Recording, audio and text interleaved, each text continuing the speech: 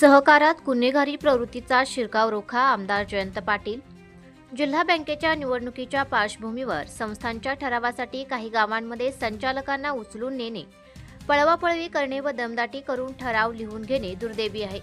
सांगली जिल्ह्याच्या सहकार क्षेत्रात अशी पद्धत यापूर्वी कधीही नव्हती. त्यामुळे सहकारात होऊ घातलेल्या गुन्हेगारी प्रवृत्तीचा शिरकाव वेळीच रोखला पाहिजे, असे आवाहन राष्ट्रवादी काँग्रेस पक्षाचे नेते आमदार जयंत पाटील यांनी केले. सांगली जिल्हा मध्यवर्ती सहकारी बँकेच्या वार्षिक सर्वसाधारण सभेत ते बोलत होते. ही सभा बँकेचे अध्यक्ष माजी आमदार मानसिंगराव नाईक यांच्या अध्यक्षतेखाली पार पडली. ही प्रथा सांगली जिल्ह्यात यापूर्वी कधी नव्हती, पण ही दुर्दैवाने प्रथा काही भागात या जिल्ह्यात घडायला लागलेली आहे. काही घटना अशा झालेल्या आहेत आणि त्यामुळं या सहकारी चळवळीमध्ये चुकीची लोक घुसणं, गुन्हेगारी प्रवृत्ती या सहकारी चळवळीत घुसणार नाही याची देखील काळजी आपल्याला हातात हात घालून वसंतराव दादांच्या या जिल्ह्यामध्ये आपल्याला करून दाखवली पाहिजे.